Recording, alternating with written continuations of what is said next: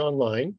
We're just going to wait a few more minutes to see if we have any more people join us either here in person or on Zoom. So hold tight, we'll start soon. It sounds familiar. I heard that before today.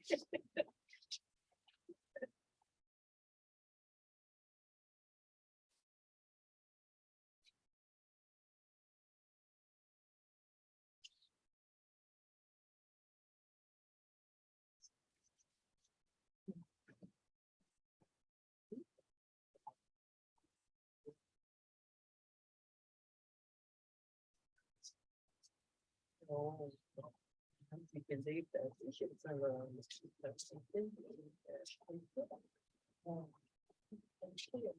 Hello, come on in. We were just waiting for you to get here before we started. Oh, thank you.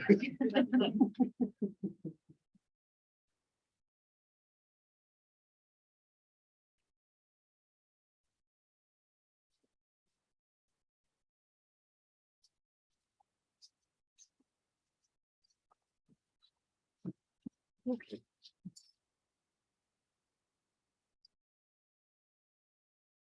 You can start recording anytime. Awesome. So welcome, everybody. Welcome to those of you online. This is our second Food for Thought public lecture in the series this fall, following the opening lecture, which was the de Grand Prix Distinguished Speakers. So 2022, our theme this year is the Food, Water, Energy Nexus, Dignified Lives for Billions on a Finite Planet. I'm Grant Clark. I'm an associate professor in the Department of Bioresource Engineering and one of the organizers of the Food for Thought lecture series, along with Anna Duff and Anne-Sophie Charon, who is here helping us today. I have a few housekeeping points. This is me. You guys can keep your own house, but this is mainly for the people online. I'd ask you to please keep your audio muted during the lecture. We're going to monitor the chat window. So if you have any questions for the speaker, you can send them through the chat window. And when the speaker is finished presenting, then we'll invite you to unmute yourselves and ask any questions then if you wish to do so. Of course, you can still type things into the chat window then too, if you prefer. So without any further ado, I'd like to introduce Dr. Treena Delormier. Dr. Delormier is Kanien'kehá from Kahnawake Territory. She has her Bachelor and Master's degrees in nutrition from McGill University, a PhD in public health from Université de Montréal, and she is a registered dietitian. She currently works as an associate professor in the School of Human Nutrition and is an associate director of the Center for Indigenous Peoples, Nutrition and Environment. Treena has been involved in the Kahnawake School's Diabetes Prevention Project and serves on the International Union of Nutrition Sciences Task Force on Traditional, Indigenous, and Cultural Food and Nutrition. Her research focuses on food, nutrition, and health, Indigenous and social perspectives of food, Indigenous and qualitative research methodologies, public health and health promotion, food security, traditional food systems, and the kitchen sink. So, Treena, I invite you to give your presentation. Welcome. Thank you. I gotta shorten my bio, apparently. Okay, good evening, everyone, and thank you, Grant and Sophie and Anna, for organizing this public lecture, and for all of you for being here in person tonight, and for everyone who's joining on Zoom. I want to say Watkwinwaradu, which is welcome and greetings in Kanien'kehá, the language of the Mohawk people, the Kanien'kehá, and I'm welcoming you to our traditional territory. The land acknowledgement is often reserved for settlers to acknowledge the land they're on, but I have the honor of welcoming you to the territory. And I included the picture. You'll find it out in the hall in the display cases. There's a series of posters. And I just wanted to acknowledge the land acknowledgement that's there, but also the turtle and the creation story that it refers to that's depicted in the in this panel that talks about the land acknowledgement. So it's always nice to be able, I didn't think one day I would walk down the halls of my alma mater and see, you know, my creation story being part of the surroundings. So it's really nice to have that. So what's going on, like I said, is the greetings for the Kanien'kehá, or the people of the Flint, which it means. We're referred to as Mohawk. And we are Haudenosaunee, which means people of the Longhouse, and we're often referred to as Iroquois. Little language lesson at the same time. Okay, so today we're going to be talking about food sovereignty, Indigenous food sovereignty in particular, and talking about how that relates to health and well-being, and a little bit about how we might be able to think about doing that, supporting communities who are working towards Indigenous food sovereignty. And I think it's an appropriate topic, especially at this time of the year, because we're going to be recognizing Truth and Reconciliation Day next September 30th. And food sovereignty is actually about addressing injustices, as reconciliation is about addressing injustices and rebuilding relationships with Indigenous people in Canadian society that are promoting our well-being, our identity, our culture, and redressing the injustices of the past. So as a framework, Indigenous food sovereignty addresses social and environmental injustices that Indigenous people have experienced. These injustices are rooted in colonial policies that have impacted land and water access for Indigenous peoples. And if you think about where Indigenous food systems are located and integrated, they're in traditional territories. And I'll be talking a little bit about that concept of Indigenous people's food systems as well. And it's to recognize that, you know, these injustices relate to policies, and these policies, you know, were put in place and they can be changed. And injustices relate to governance structures and processes that really constrain Indigenous people's ability to be able to respond to their food needs and their health needs, and have adequate access to traditional foods. So I know that's quite a heavy slide to start out with. We're not going to get more complicated than that, but it's just to make that connection between food sovereignty and injustice. And it's also distinguished. Indigenous food sovereignty is distinguished from food sovereignty movement that began with La Via Campesina, which was a peasant movement. And for that movement, food sovereignty is about the right of peoples to healthy and culturally appropriate foods that are produced through ecologically sound, but also sustainable methods. And it's about rights and people's rights to define their own food systems and agricultural systems.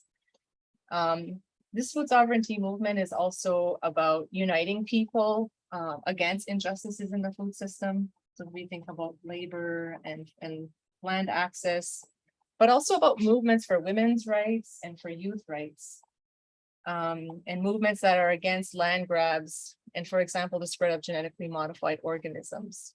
So I wanted to distinguish Indigenous food sovereignty from the broader food sovereignty movement that generated these important ideas. There are some overlaps, of course, as we'll see. I like to refer to Don Morrison's 4 principles of Indigenous food sovereignty. Don Morrison develops these ideas within a Canadian context for Indigenous peoples. And the first principle of food sovereignty or Indigenous food sovereignty is that food is a gift from the Creator, that food is sacred. And this is important because it has the spiritual connections that are also related to Indigenous identity. And an example of this is in the opening words. For those of you, I recognize some of you who were here last week. There was an opening, a traditional opening done by a young man from Kahnawake. And in that opening, it actually is giving thanks and gratitude to all of the things that are given to us by creation that sustain our lives. And one of the things that we acknowledge is Kanien'kehá, all of our foods that keep us, that sustain our life. The second principle for Indigenous food sovereignty is that it's participatory, it's action-oriented, you're doing things. So it involves practicing Indigenous food related activities. So you can think of planting gardens as we do as Haudenosaunee, or gathering, from plants in forests or foraging to hunting and fishing, but as well as preserving and preparing foods and using traditional cultural practices and sharing and trading food in those ways as well. And doing this for not only just for ourselves, but for our families and our communities and our nations. So very action oriented. The third principle is about self-determination. And it's this idea that within a community, everyone has agency, the will, the ability to be self-sufficient and respond to their food needs. So it's recognizing that, people can do that at an individual level, with the idea that when you are able to care for yourself, then you can contribute to the collective and care for others. So there's that collective part of it as well. But it also recognizes self-determination within a broader global food system. And here it's more of the recognition that to achieve Indigenous food sovereignty globally, it will require a cooperative economy, one that intersects with a subsistence economy and small scale market values.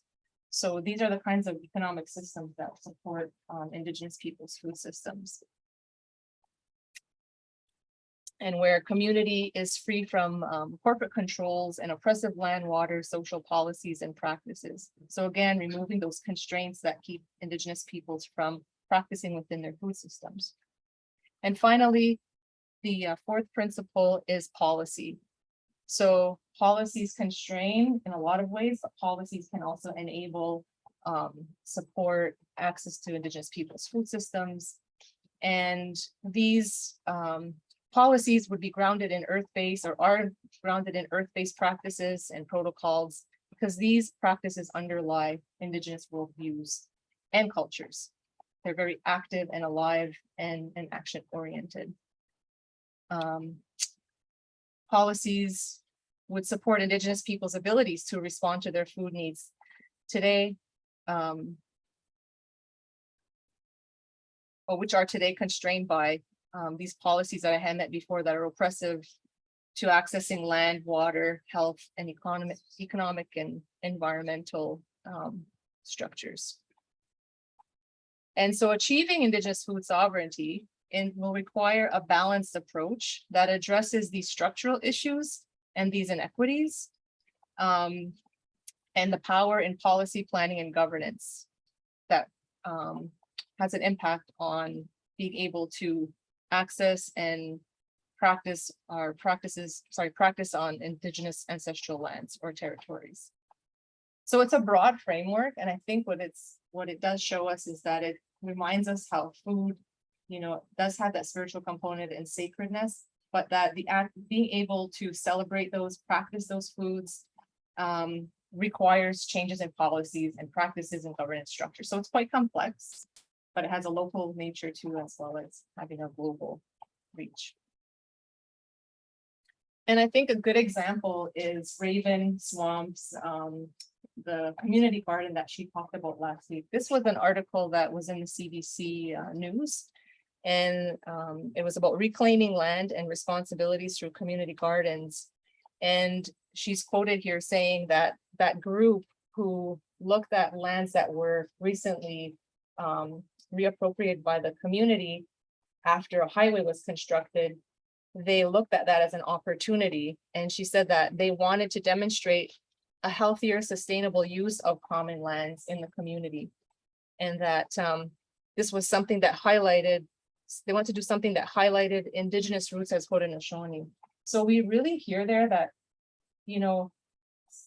nurturing your roots as an Indigenous, as a Haudenosaunee person is about planting food. So we really see that connection. And sometimes I take it for granted that, people will understand that being Haudenosaunee, being Kanien'kehá means being able to do a lot of things, and one of which is being able to carry out responsibilities to take care of those plants that in turn provide us with everything we need to sustain our lives. So there's a relationship there. So, this is an example of a food sovereignty action. And I just wanted to also recognize Raven's work and her really amazing presentation. She does so many things, and this is just one of them.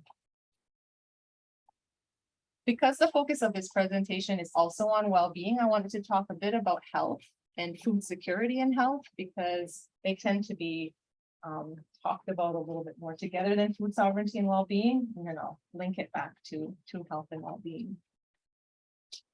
And because I'm a public health nutritionist, you know, we tend to be food insecurity is a public health issue.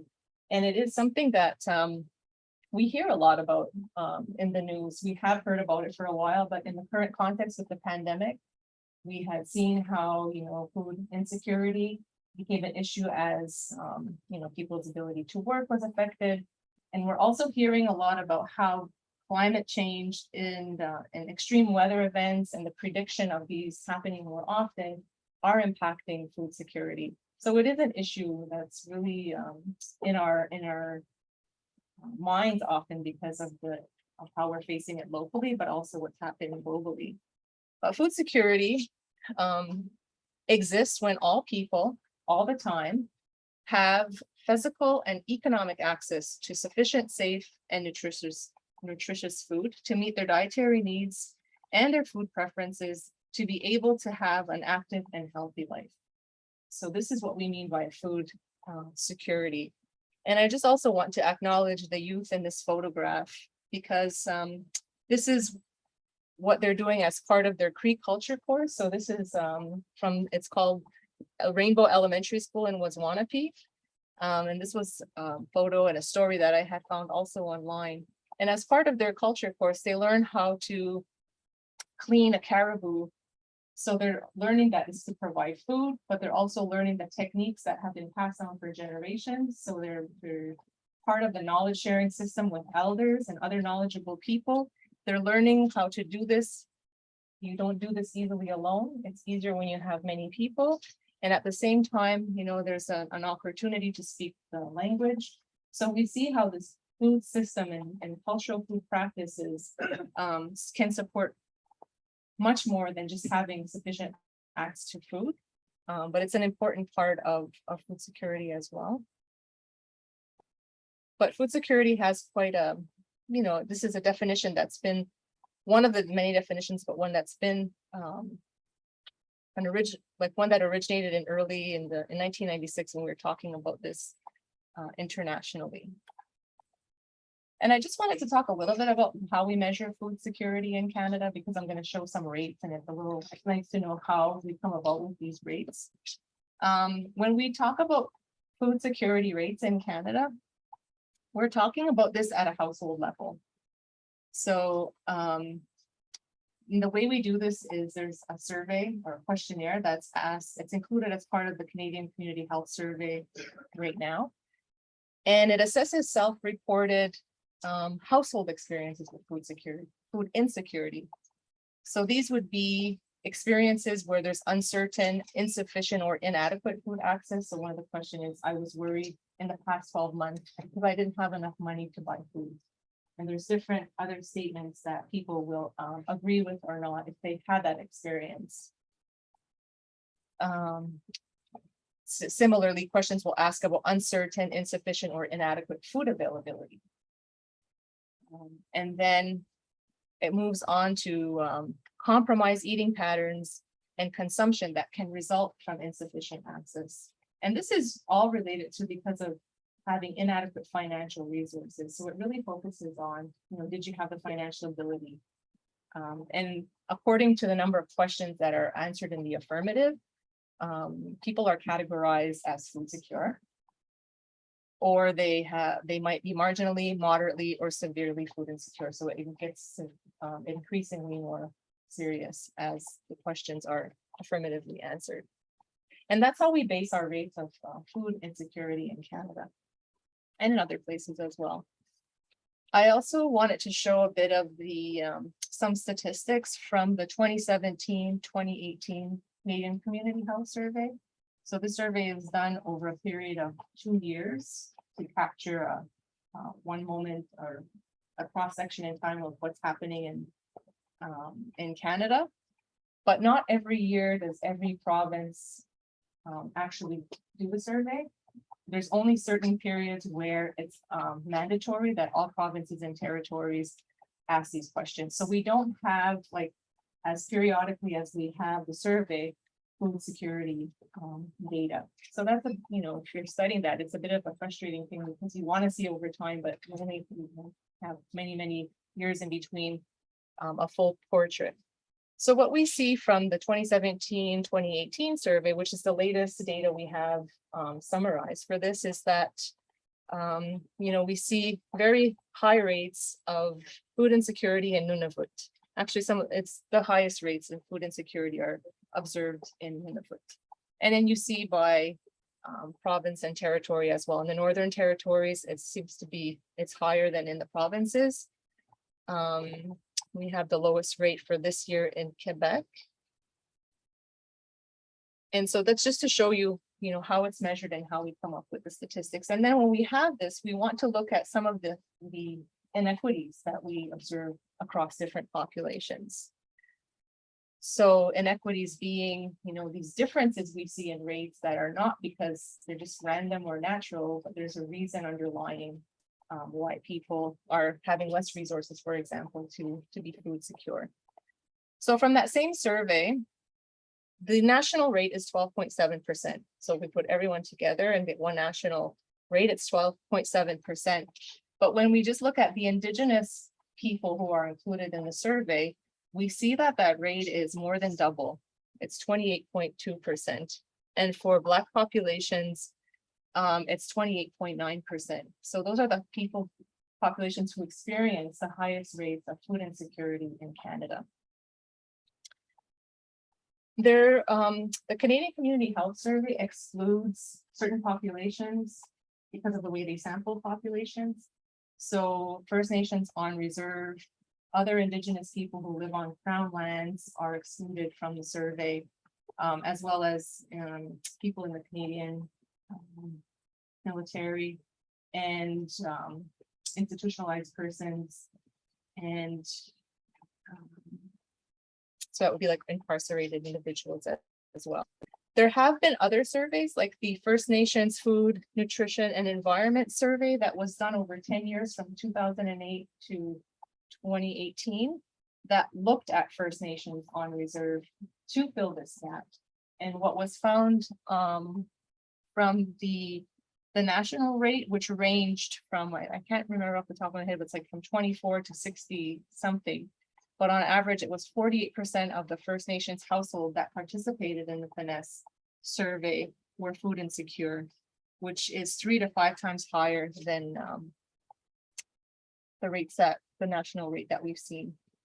And then for Inuit populations, we do have some data from the Inuit Health Survey, and that measured food insecurity in Inuit households at 68%.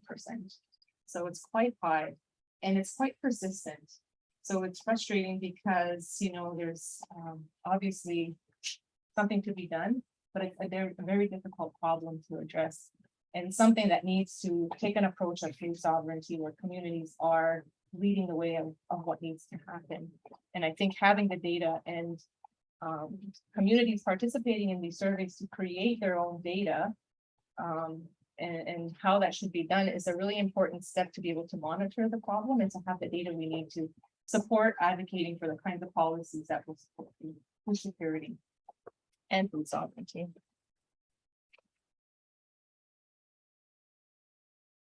Okay, and then just to close the loop on this idea about food insecurity is there has been some work that's looked at the associations between food insecurity and impacts on health and well-being.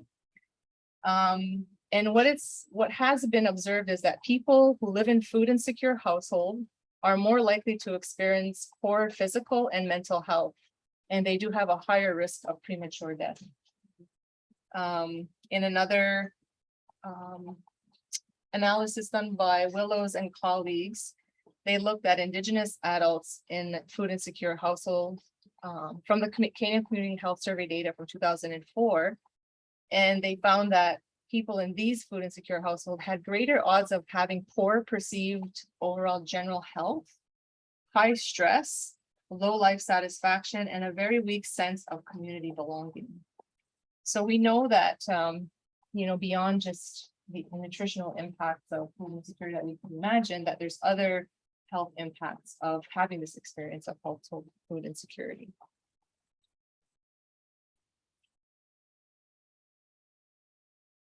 And now I want to return back to the idea of food sovereignty and thinking about well-being, because food security is obviously a very serious issue in Canada still, as a developed country, to have so many households that experience not having enough food. There really is a lot to be done, but the way we do it and the approaches that we use, I think food sovereignty has a lot to offer in those approaches and how we think about doing this, addressing this health issue. So I just wanted to start by saying, when we think about health, there's different concepts of health. We might have different definitions of health, but for Indigenous people, the worldview on health and well-being is one that's holistic. And what that means is that, there's diversity within concepts, but generally speaking, the Indigenous people understand well-being to be a balance of different aspects of a human being. So we often talk about mind, body, spirit connection. So it's a physical, it's also spiritual, and it's also like a mental, emotional balance. And it's a constant dynamic, so we're always in a different balance. As we move through our day and our lives, we have ups and downs, but we understand that this concept of well-being is dynamic. And it's also relational. So these balances are affected by our relationships with, our family, our peers. So those social relationships and connections are highly impactful on well-being, as are our relationships with land. Because as Indigenous people, we understand that we are connected to a place, and we've always been connected to a place. Like, I've always come from Kahnawake, and my ancestors for centuries have come from that place. And so and it also comes with this idea that as a person, we are responsible for, as we say in the all of the things that innate in creation that were given to us to keep us well. We also have the responsibility to take care of the land, but also all of the living things and all of the things that are in that territory. So it's highly relational. That asks what it means to be well connected to your family, and to be strongly connected and following your responsibilities with your connection to your place. So that connection in a food system, and food is actually a connector, is a strong connector. It's not the only connector, but we can think about Indigenous people's food systems as these systems in which people, are doing all of those practices, all the food practices, and in doing are reinforcing their relationship and their connection to places and lands. And I don't know, I think Harriet might have tried to join us this evening. So Harriet Kuhnlein was my supervisor for my master's, and continues to be a very close colleague of mine. Put together this book on Indigenous people's food systems with a number of colleagues who did case studies demonstrating just this exact thing, that there's many dimensions to Indigenous people's food systems, cultural, and the definition from that work is to describe what a traditional food system is. It identifies all food within a particular culture that's available from the local natural resources and that are culturally acceptable. So you see in there that connection with a local place and of a specific group of people. And it also includes the foods that are there and the foods that people use and have used, but it also includes the sociocultural meanings related to those foods. The specific acquisition and processing techniques. It also includes the use of those foods, the composition of them, their nutritional consequences for the people who use that food. So it's a definition that is used often in research when we're talking about traditional foods. And a lot of the work that Harriet Kuhnlein led and colleagues followed through CNA and other places was to look at, the food use of traditional foods, to document that, because that changes very quickly. So to document the traditional food that people are using. So when you're documenting those foods, you need to know what is a traditional food and what's not going to be included. So this definition is helpful to be doing that work and for creating groups of traditional foods versus marketed foods. So from a research perspective, we can see how that's a useful way of thinking about traditional food systems. And I wanted to share this again, this idea of Kanien'kehá, which means they sustain and provide us with life. So often, I remember when I had asked my grandfather one time, because I was new graduate from nutrition and I was going to start a small business and I was thinking about a name. And I told him, what I was thinking about. I'm a nutritionist. I want to promote traditional food. And I said, what would be like a word in our language that would be something I could think about for the name of the company? And he said, he thought about it and he said, Kanien'kehá. And I had never heard about it. I thought he was going to tell me something like corn or something. I was thinking like a researcher or like a Western trained health professional thinking about this. And he said Kanien'kehá, and he told me that. But it wasn't until recently when I was doing some more research, and there's I'm sorry that I'm not recalling his name right now, but he talked about the concept of Kanien'kehá and that it's relational. Again, it means they, the things in creation, they sustain and provide us with life. It's not life-sustaining foods, which is a noun. It's a relationship of what they give us. They're sustaining our life. And it changes when you think about, wow, when you pick up something, like I planted corn this summer, it wasn't successful because the critters, everything got at it before I did. But, I was really thinking about that, this had sustained all of our ancestors, for generations, and quite well too. So that concept of traditional foods, that they sustain and provide us with life, is that relational quality again, and recognizing that and celebrating that and remembering how to do that.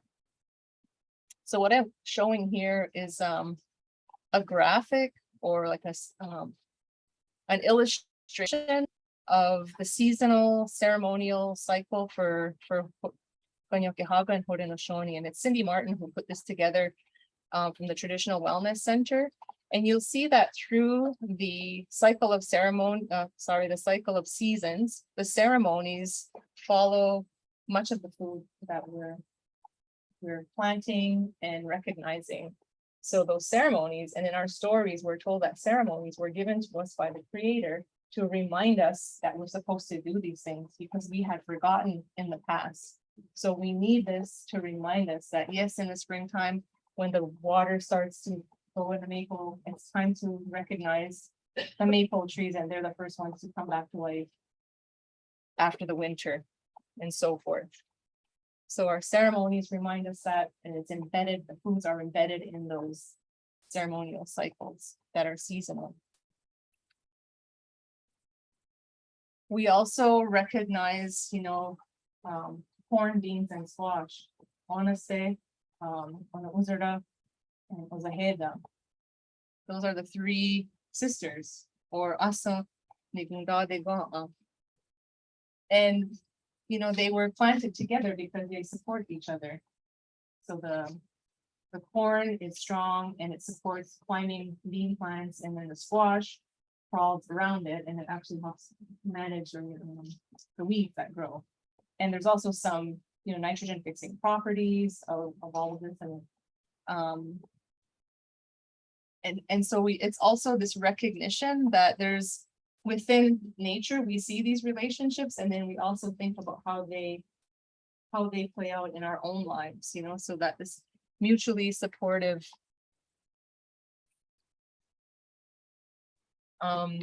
it reflects sisterhood, but it also reflects our philosophy that a strong society depends on complementarity of supporting relationships. And, there wasn't one kind of corn, there's many varieties and diversity there.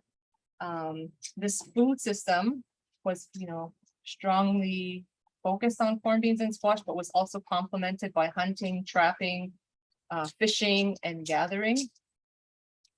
It's also important to recognize so that women organized food production for the society, and they managed the distribution and they managed land as well. That was the realm of women's governance in Haudenosaunee society.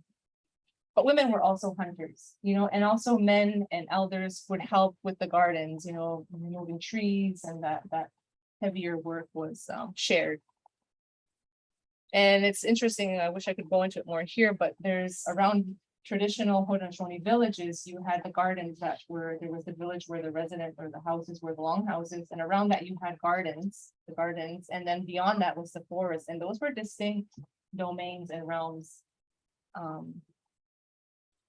were recognized. And it's a few more notes on Indigenous peoples' food systems. The research that has been done has demonstrated that when, if traditional foods are included in the diet is nutritionally superior.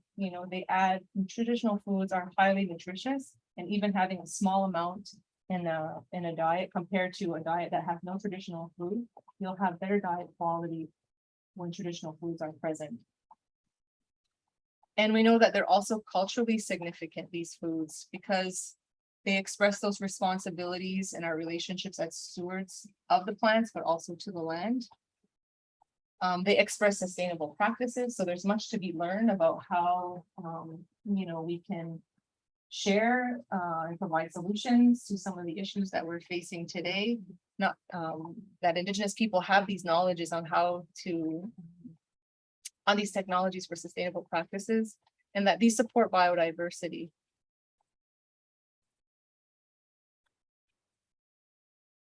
And then I just wanted to, recognize that there was the food guide that was revised in 2007. Now we have a new food guide that was came out in 2018, 19.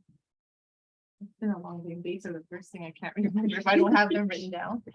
But I was part of the advisory group who worked on having an adapted food guide for Indigenous populations. And because of CNA's logo, which my sister, who's a graphic designer, had designed, you see the water, the land, and the air, and where animals and plants are, and Indigenous people's connection with those places. And I had suggested that we depict that as well in the food guide, and show some of the foods that are more typically found in Indigenous communities, which is a really difficult thing to do given the whole diversity. You can imagine the diversity of food systems from the north to the coast to lakes. And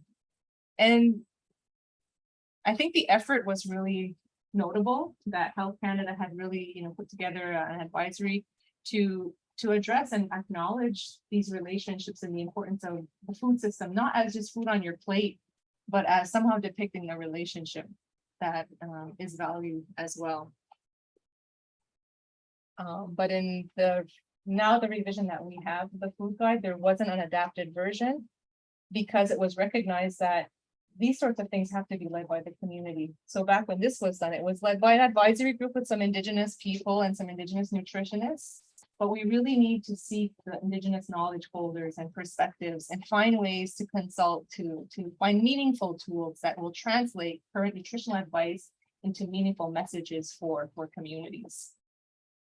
And again, those ideas of food sovereignty, like how do we do that, come into play? Okay, I'm actually going to move ahead to some suggestions or some strategies to support food sovereignty and health. And here I'm largely drawing from a report that was done by an Indigenous nutritionist, Elisa Levi, who's actually in medical school now. So we had an Indigenous nutritionist who's going to be a physician, but she actually did a consultation for the idea that, for the revised food guide in 2019, there was an opportunity it was felt to address how to consult First Nations in the process of revising the food guide. And so this was done independently by Elisa. And she's given me permission to use the resulting guidelines that came out of that. But her report is not an endorsement of the current Canada's food guide. What I do like about this report is that it came from people consulting who said, this is what we'd like to see in the food guide. And yeah, so it was based on her work to come up with these strategies. And the first, there's 5 different categories, so we'll just go over a few of them. The first one is to lead, like if we want to support food sovereignty and we want to find ways of doing this, we need to lead with actions that enable Indigenous food sovereignty. And what that means is we need to understand that food sovereignty is an approach that honors food as sacred. So basically those 4 principles that we started out with in the definition of Indigenous food sovereignty. It's important also to identify how social structures can constrain food choices of Indigenous individuals and communities. And again, that focus on policy. How do we identify policies and practices that will address these social and environmental constraints on food access? Elise actually did some really interesting work in Whitehorse on a traditional food program in the hospital. So actually moving traditional food into institutional spaces comes with a lot of constraints because there's food safety regulations. You can imagine feeding people who are in a hospital. There's a lot of regulation on that. So they were able to actually remove a lot of those policies and regulations to make that food accessible. And then promoting food practices that honor Indigenous culture, language, and Indigenous food systems. And again, that would require somebody who's not familiar with Indigenous culture to actually do that consultation and participation. So the second would be to honor a holistic approach to food by acknowledging that food is culture, food is relational, food is a relationship. So this idea that food is not just simply a source of nutrients, you know, it has more to offer than the important nutrients. But food practices also express cultural norms and meanings, and to understand what those things are. So taking the time just to learn about food cultures and making a commitment to learning about cultural conventions for food. So those are ways to honor the holistic approach to food.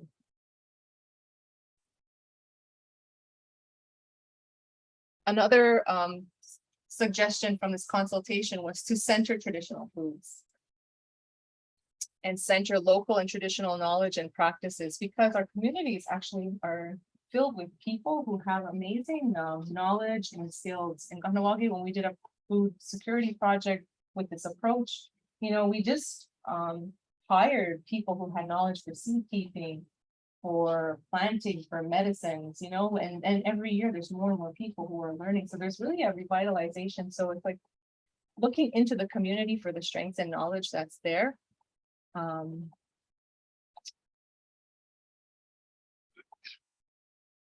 So I guess some of the concerns are that when there's nutrition centric approaches, if these are the focus, there's sort of a devaluing of that sacredness of food and the cultural meaning of food. So it's important to recognize all of those components. And the knowledge you can include by having people who have cultural teachings that exemplify values of respect for that show respect for taking care of yourself and your body through healthy lifestyles, and nutrition and food, which is all a part of that. It also means when we're centering traditional foods and knowledge, that we recognize how colonial policies that underlie the nutrition transition to market food systems has happened. Like we often think about, you know, there has been a shift from traditional food to eating more market food, and it sort of seems like it's described as this passive phenomenon, you know, like there was a lot of, you know, we had a lot of traditional food and then now we're eating more market food. But the reason for that is not because of, there's some clear colonial policies, residential school being one of them, for example, where children didn't have access to their traditional foods or how to prepare them. So when they went back to their communities and were into their families again, they didn't know how to participate in doing those things that, you know, they would have learned had they been educated at home in those practices. So it's important to recognize that as well. And that the idea of healing and medicine and food go together, so having those recognitions as well. Using strength-based and positive messaging.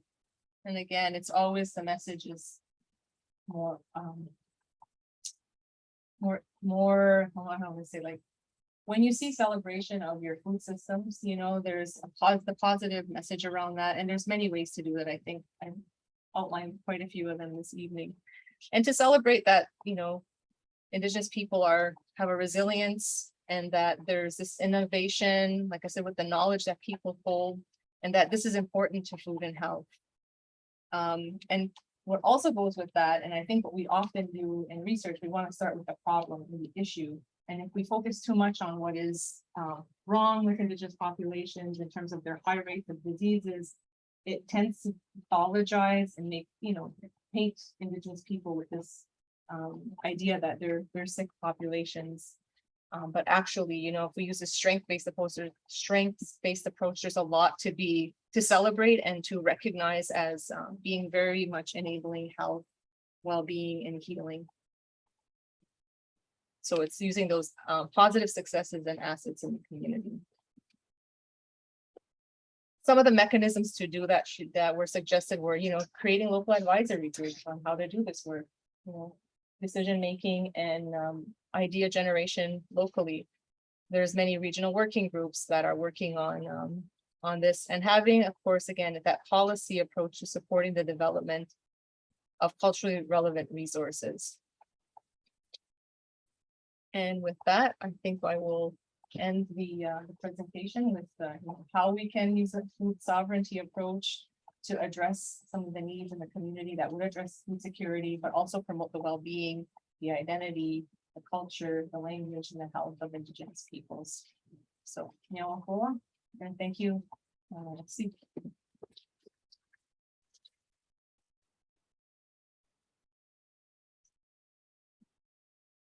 Oh, I'll just step in for a second. So thank you very much for your presentation. I have a lot of questions to ask, but I'll defer to the audience first. If you'd like to ask questions, if you're here in person, Treena will just repeat the question so we can hear it online and then give you an answer. And if you're watching online, as I mentioned, you can put your questions in the chat, and Anne-Sophie is watching that, so she can pass them to Treena. Or if you unmute yourself, we should, in theory, be able to hear you speak over the loudspeakers in the classroom here. So we'll give it a shot.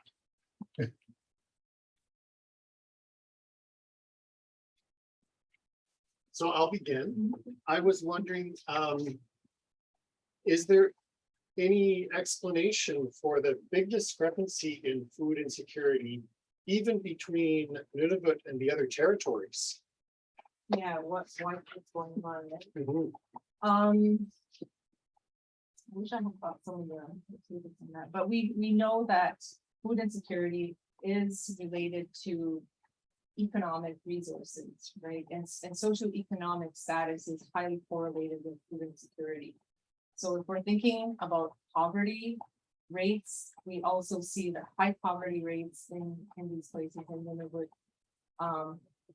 alongside the high, they go together. You know, actually food insecurity could be a proxy for poverty or insufficient income.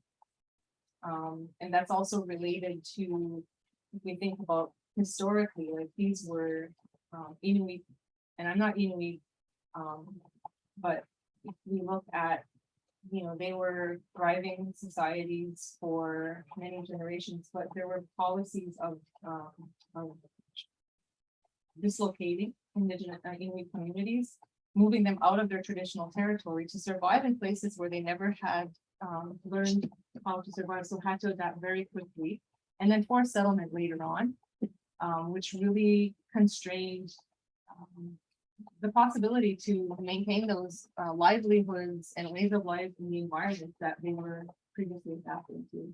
And then, you know, we have more recently residential schools. So all of these things make it more difficult to actually have the same opportunities to participate and have, you know, the socioeconomic resources that you need, you know, to live, including food. So it's really goes back to the poverty and the explanation I gave is probably a little too simplistic, but it's rooted in a history of where we are today in relation to colonial policy. Do you mean to say that the food insecurity if we look at an example here, was lower, let's say 100 years ago? And if it was lower, how come it's higher now? You gave some of the Yeah. explanation, but something must have happened. Yeah, that's what I was saying. So at one time, and I think it's more than 100 years ago, because 100 years, I'm thinking my grandfather was born 100 years ago. So I think already, this impact on Inuit way of life through the nation building and colonialism had already impacted many of those communities.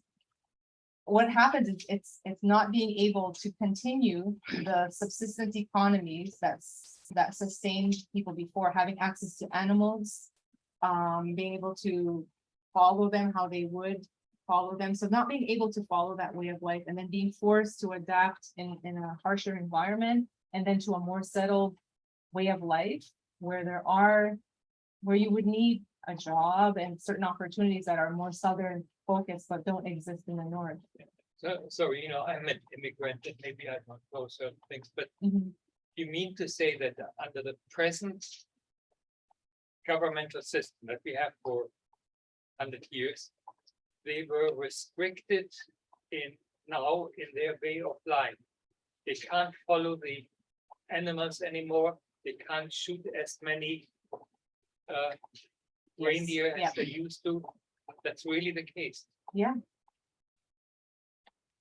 And that hasn't happened just because this has happened because they were forced to move from where they were for different reasons, for military Yeah. strategies, because it was more for different reasons that didn't serve their purposes, but they were in the way, or it was easier to manage them in another place. It meant that they were denied the opportunity to continue their way of life and therefore couldn't access their food system. There's a hand back here.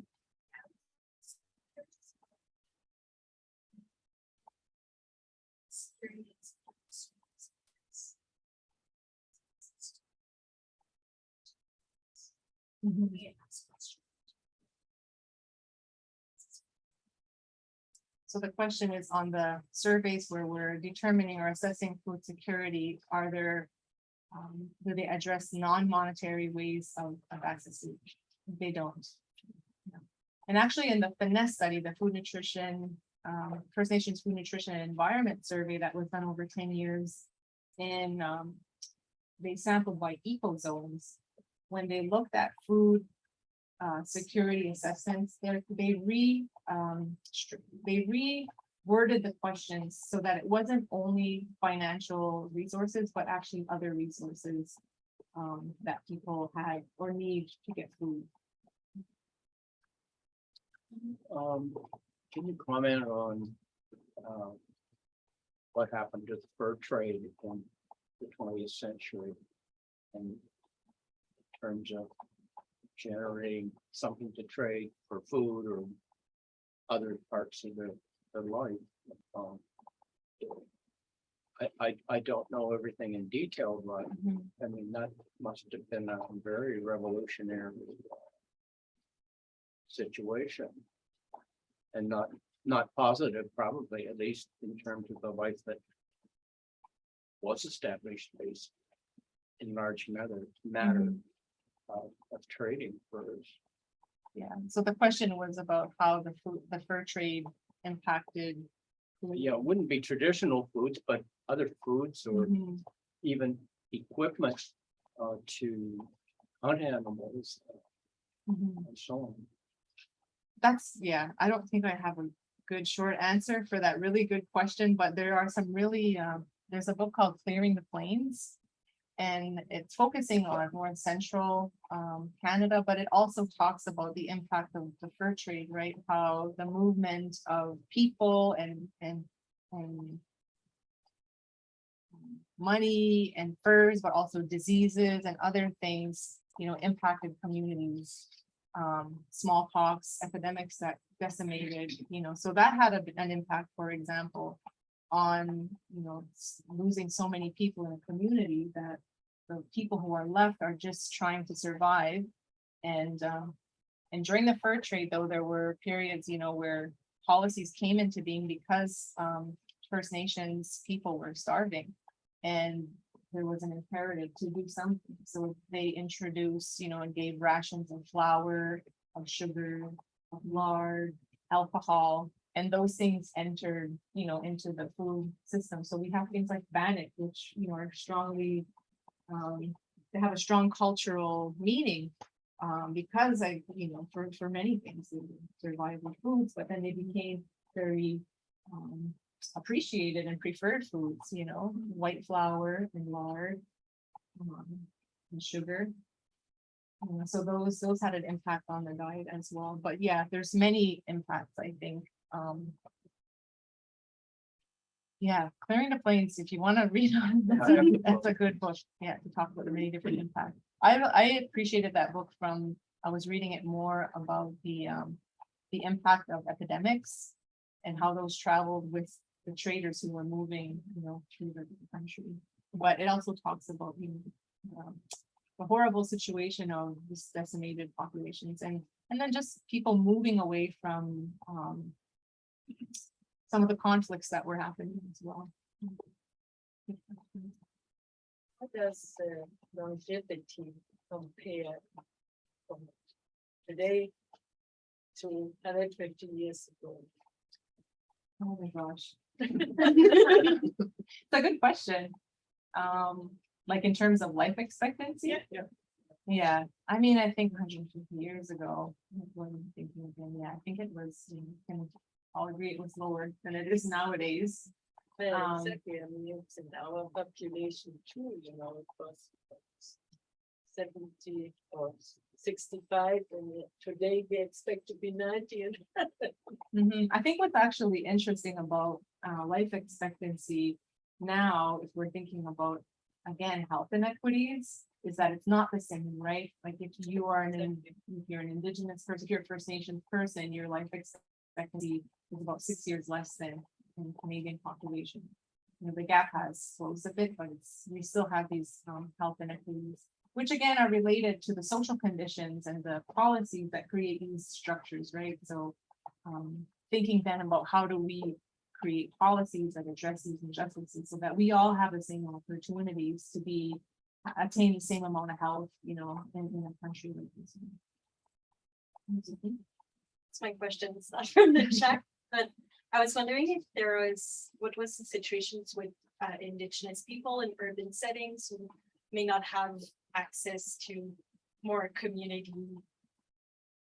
based, I guess, places to live, or that are a bit further from the rest of their community. Yeah, so that obviously kind of the question, what happens with urban populations who move from their communities and don't have those social supports.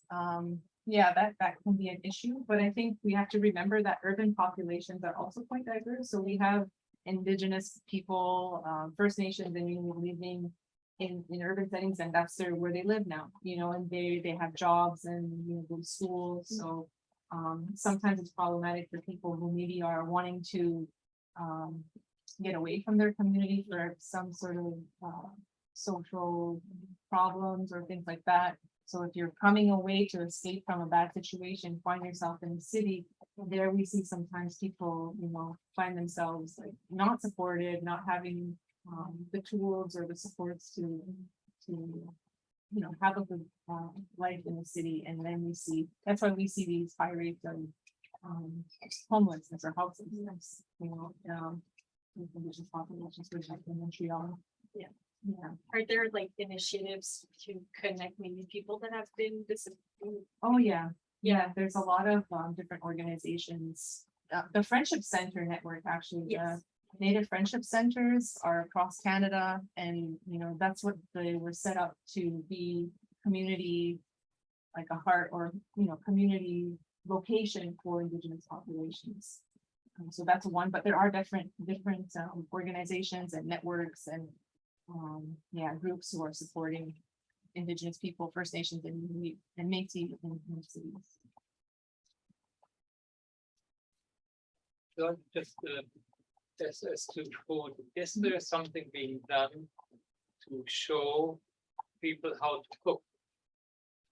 I have the feeling when I talk or look at people that are food insecure among the white population, if you give them $20, they'd go to McDonald's. But then there is one person that says, no, I buy myself a chicken and I have enough to eat for 1 week. But these food insecure people do not even know how to boil a chicken. So, you know, this is why I mean, cooking classes are very important.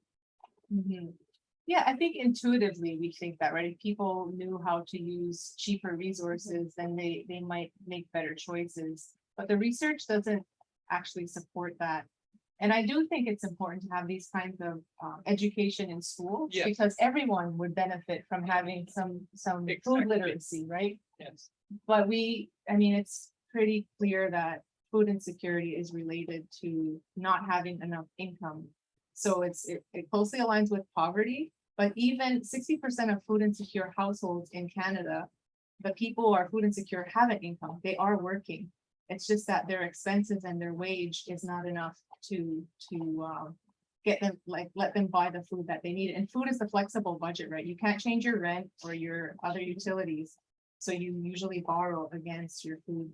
And there has been some studies on that. Elaine Power actually did some really interesting work living off a food bank, you know, and demonstrating that until you have that experience where you have to live off a limited income or a food bank or emergency food sources, you know, it's a different reality. I did some research in Kahnawake with families, and there were families where single moms who had great cooking skills, made bread, were still food insecure because they were single parents with 3 kids, and on social assistance, you just cannot have enough money to pay your rent. You can't have a vehicle to go to the grocery store. If you take a taxi, that costs you money. So there's many, the money goes pretty quickly. So cooking courses would help a little bit, but it's not going to solve the problem. But it's a good thing. No, it's just one example. All right. Well, we've come to the top of the hour. So officially, I'm just going to draw things to a close. And I'd like to thank you once again, Dr. Delormier, for joining us this evening. Great audience, thank you. Yes, and thank you to our great audience, both the physical and the virtual audiences. So we'll stop the recording now, but you're welcome to stay and chat for as long as you like. And if anybody online has questions they would like to send through the chat or turn on your microphone and ask them with your voice, you're welcome to do that.